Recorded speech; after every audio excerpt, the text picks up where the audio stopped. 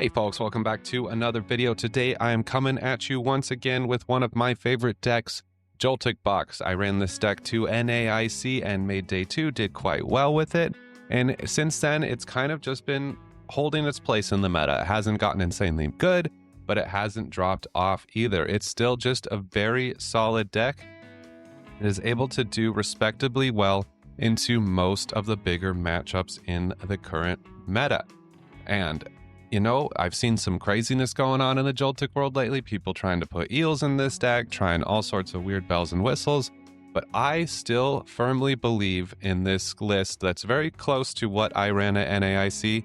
I ended up making a few changes. I cut the Defiance Band Countercatcher combo that was supposed to help with Raging Bolt. Didn't really help with Raging Bolt, so we got rid of that in favor of a Vitality Band. Slap this bad boy onto Pikachu, and now you're smacking Gardevoirs for 310.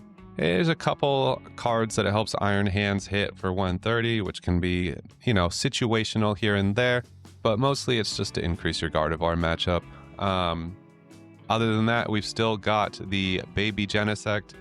I love setting this up. I think this is your biggest out to Raging Bolt, is if you can get this going in your first turn, take away their Prime Catcher, keep your Iron Hands on the bench a little bit more safe, or your Pikachu rather, either one, then you are going to be doing much better into that matchup. Also great into other things, taking away, you know, Energy Search Pro, or Secret Box from other decks like Grimmsnarl and Gardevoir can be really powerful as well. So I still think it is overall a great inclusion, even if you're not using it every single game. It still comes in clutch on the games when you need it. Other thing of note is Iron Leaves versus the Switch card. I still think you're probably going to be okay with either one. Personally, I like the Iron Leaves. I like having an extra attacker. I like having that out to 180 or 360, hitting into a dark type Pokemon for weakness.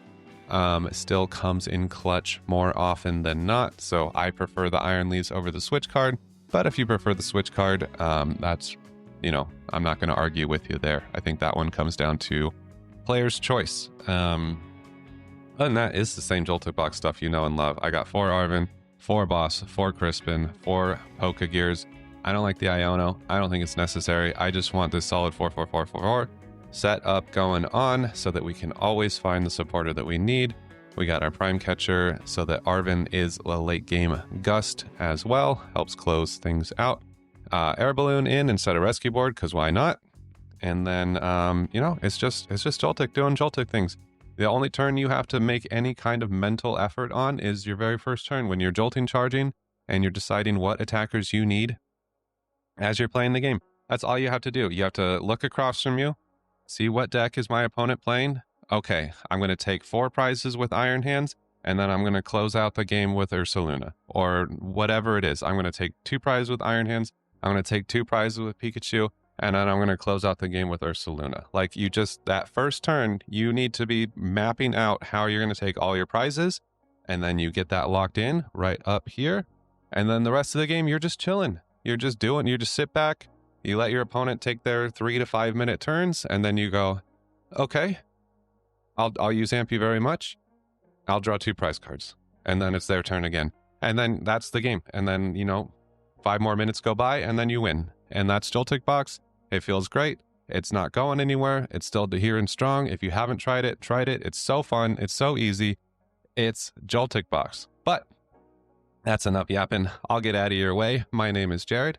I'll be your gameplay nurse today. All right. So we're up against Dragapult, which is what we are pretty strong into, so feeling good about that. We got our turn 1 Jolting Charge off. A little bit up the Iron Hands because we're not going to need Pikachu for a while. And what do you call it? We're not in risk of Iron Hands being knocked out this turn.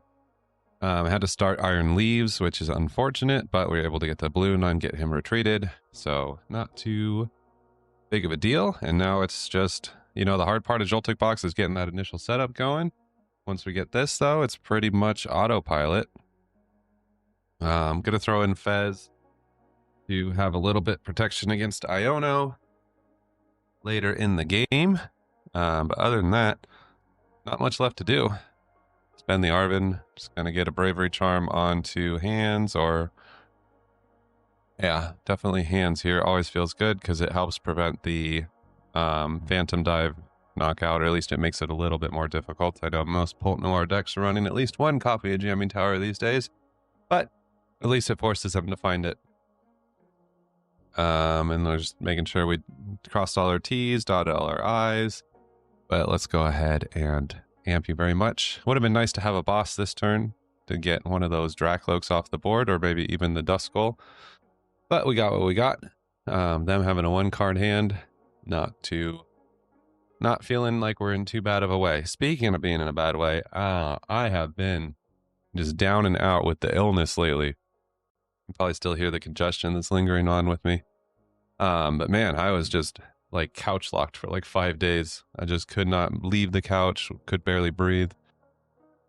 Still lingering a little bit, but wanted to get this video out. This video is also part of the group of videos that I recorded a little bit ago that all ended up having audio issues. So I'm doing a little VOD watch here. And this was about a week ago that I recorded this, and it was before I got sick, so I don't really remember these games at all. So we'll kind of just be able to pick them apart with you to get these out.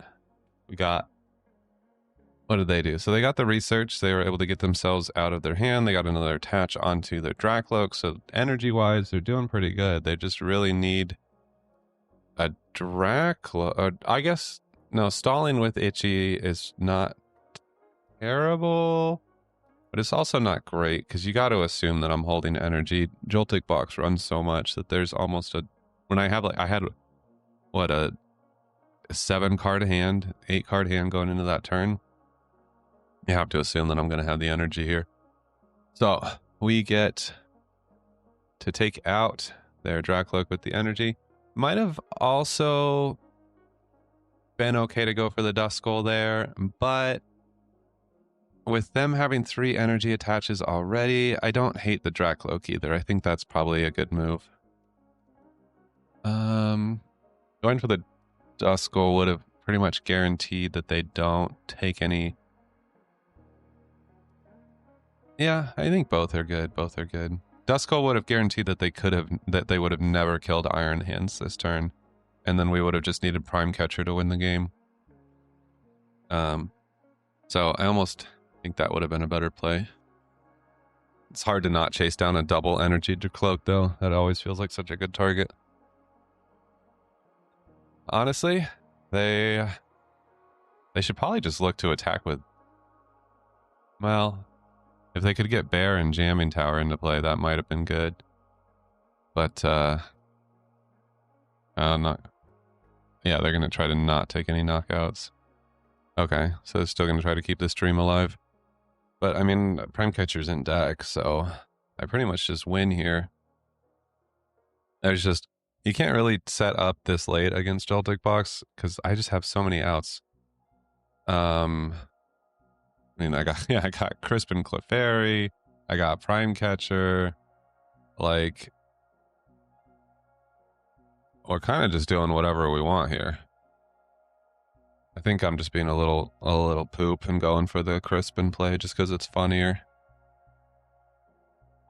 I mean, anyone can Arvin out a Prime Catcher, but being able to actually attack with Clefairy, you know? It's not something you get to do every Joltik box game, so might as well take advantage of it while you can. Okay, looks like we got a Cynthias Garchomp match. Now, this is, you know how Golden Go has like Typhlosion as their Achilles heel? I would say that Garchomp is just as nasty for Joltik box. It's just, they are hitting into weakness for just about everything.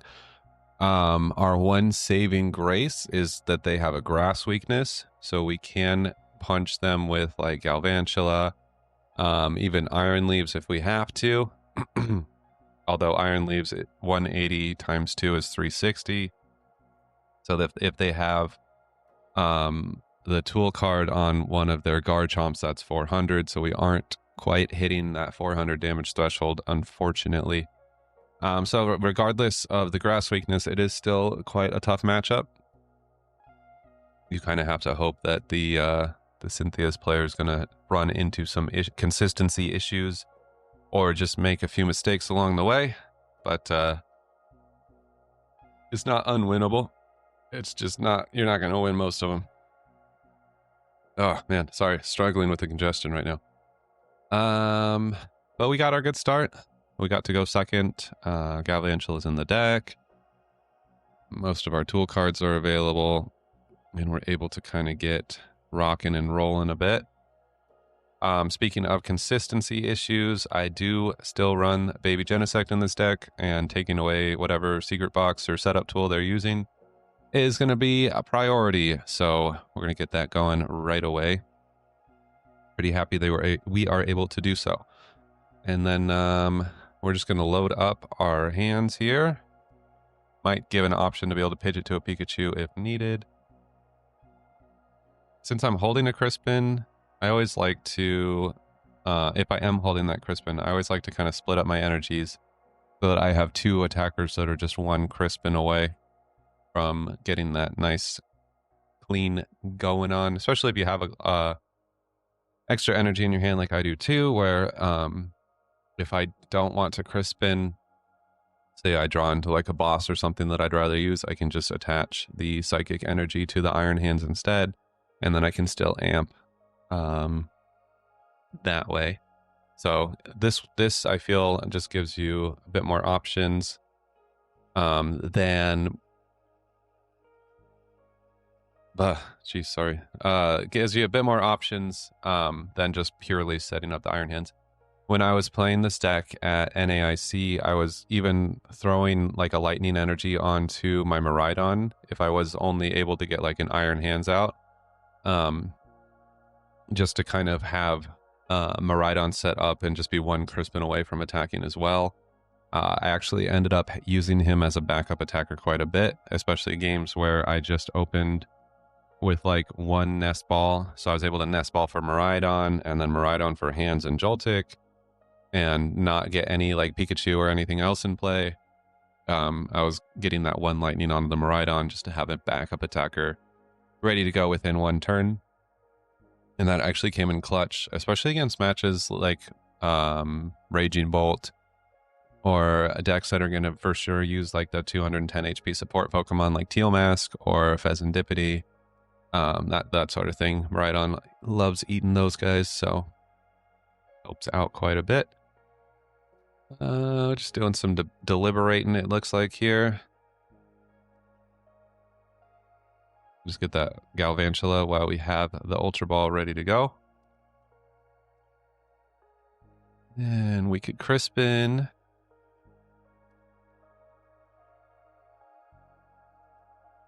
Trying to decide. Yeah, that's as good as anything else. They were able to get a bit more dudes on their bench than we would have liked. But that's okay. Like I said, the Galvantula comes into clutch here. We didn't have a way to gust around the 170 HP Gabite, so we're just going to punch it with Galvantula instead.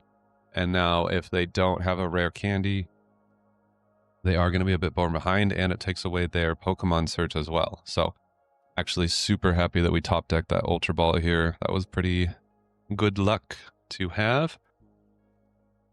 So thankful for that.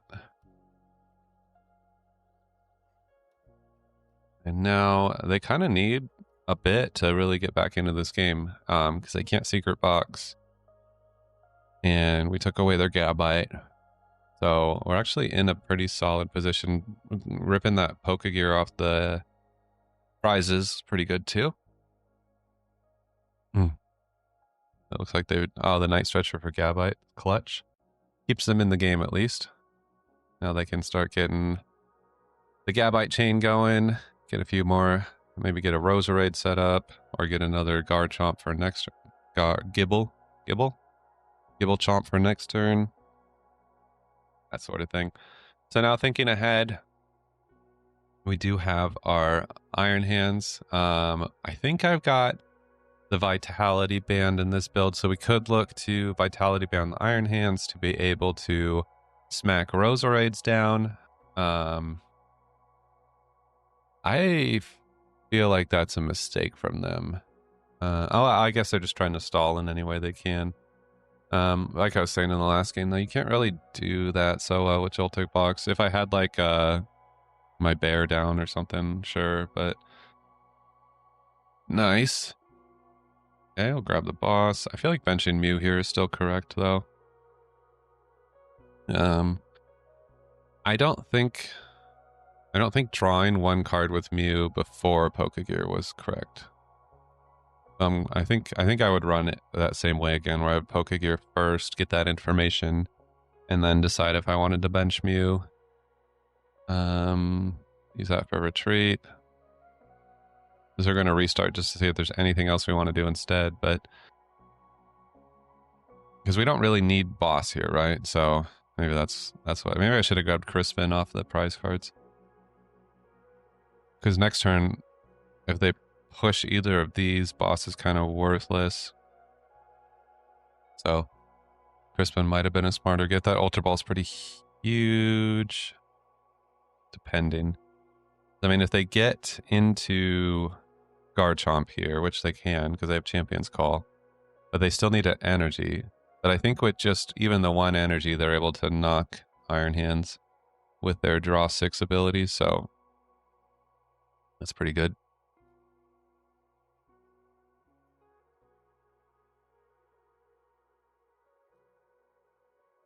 Surprised they didn't want to bench that Roserade.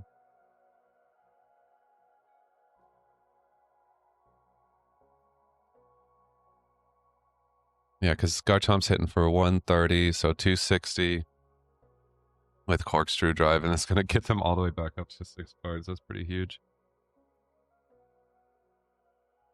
At Town Store, though, is nice.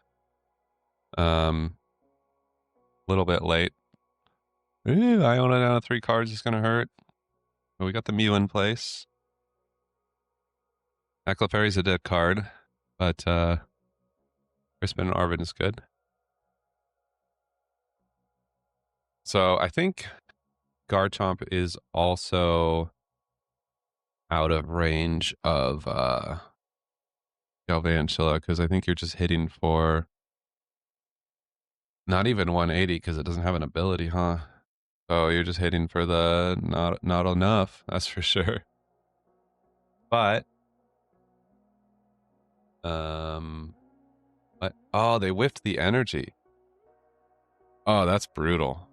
Okay, so that's pretty much unwinnable then at that point for them. Oh, that stinks. That stinks so bad. I feel terrible. Bummer, bro. And especially if we can get Charm. Good band. Could ban the Roserade, but honestly, at this point, is it even good? Or why would you put that at 310? I don't think I saw the Charm Roserade play, but I don't think I'm going to be going for that anyways. I grabbed the wrong card off Crispin. I meant to grab a grass there, I think. That's the only thing that makes sense. Yeah, brutal. I think I for sure meant to grab a grass there. Got the prime off the prizes. If we get Iono'd here down to 1, that's going to be kind of nuts. Hopefully they at least get an energy. If I had gotten the Bravery Charm instead, that would have put hands up to 280 and would have protected it from the Corkscrew Drive too. So that was definitely another misplay.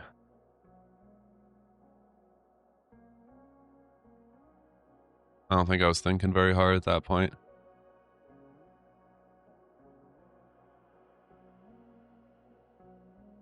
Headquarters, it seems like it would do a lot against, who do you call him?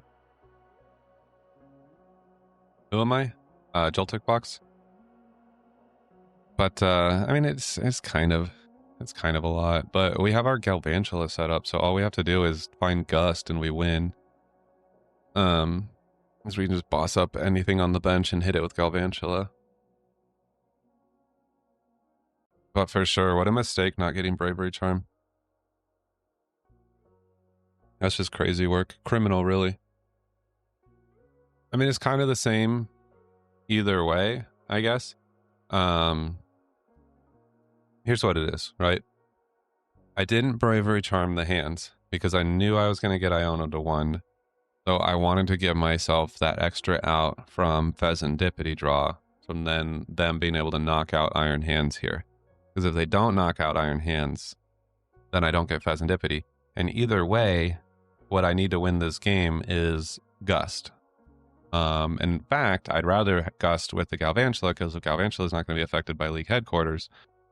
So that's why I didn't Bravery Charm the Iron Hands. I was big braining. I was 3 steps ahead of everyone. You'll never catch me.